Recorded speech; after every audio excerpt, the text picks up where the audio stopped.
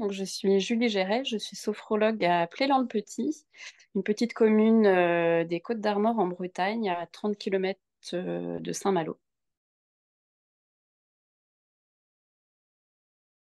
Donc, j'ai eu recours à la sophrologie pour la première fois lors de ma grossesse pour ma deuxième fille il y a 6 ans. J'avais eu 2 fausses couches précédemment. Et là, pour cette dernière grossesse, j'avais été opérée de l'appendicite à 4 mois de grossesse. Donc la sage-femme qui me suivait m'a proposé de faire des séances de sophrologie qui m'ont beaucoup aidée, qui m'ont aidée à vivre beaucoup plus sereinement cette dernière grossesse qui avait un peu mal démarré. Et par la suite, donc, mon mari est décédé accidentellement donc, il y a bientôt 3 ans. Et j'ai été suivie par une sophrologue, et ce qui m'a permis de me sortir un petit peu de ce chemin long et douloureux. Et ça m'a vraiment beaucoup, beaucoup, beaucoup aidée.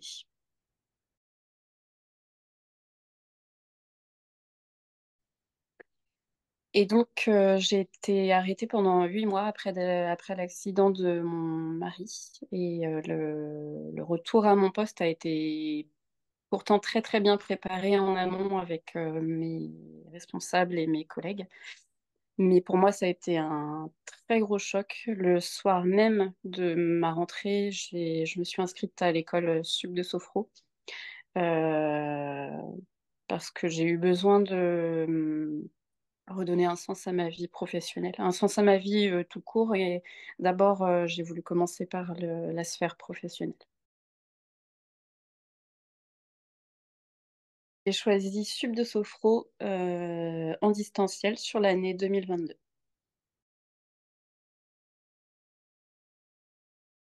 La formation chez Sup de Sophro m'a donc permis d'avoir les outils nécessaires pour exercer aujourd'hui le métier de sophrologue. Et le fait que les formateurs étaient vraiment divers et de divers horizons ont apporté beaucoup de richesse à la formation. Et ça, c'était vraiment, vraiment très chouette.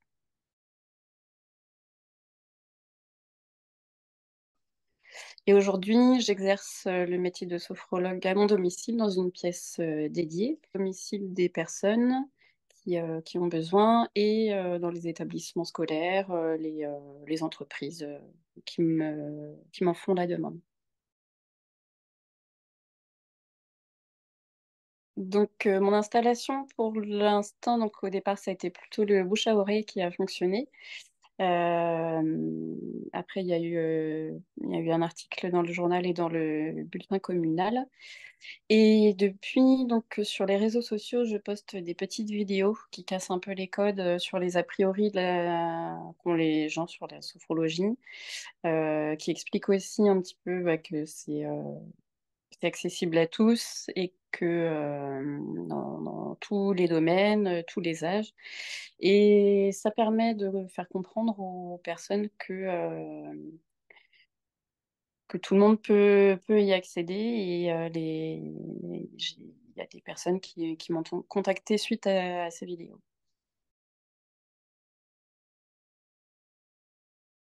Alors, tous les domaines m'intéressent. Toutes les personnes qui ont besoin sont les bienvenues à mon cabinet.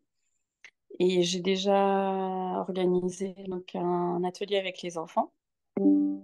Et le domaine scolaire et entreprise m'intéresse aussi beaucoup. Il y a quelques projets en cours.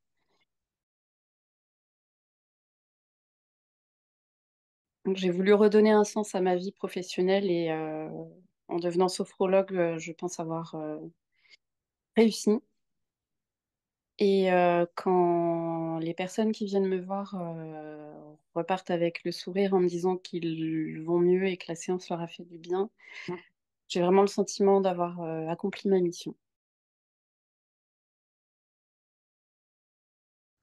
Donc, dans ma vie personnelle, je dirais que mes enfants sont très fiers des diplômes que j'ai obtenus et du chemin que j'ai parcouru pour être sophrologue.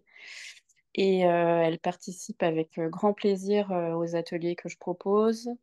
Elle m'aide à faire les petites vidéos. Elle m'aide à faire aussi les récapitulatifs sur les postures que je donne après sur les exercices aux personnes qui viennent me voir. Et le fait qu'elle soit fière de ça, ça m'aide vraiment beaucoup au quotidien.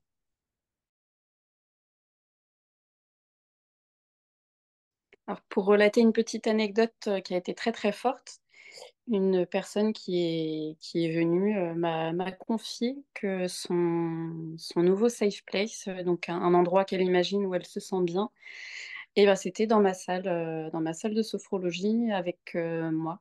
Et ça a été un moment très très fort parce que j'ai pris conscience qu'elle se sentait bien dans cet endroit avec moi et ça a vraiment pris tout son sens.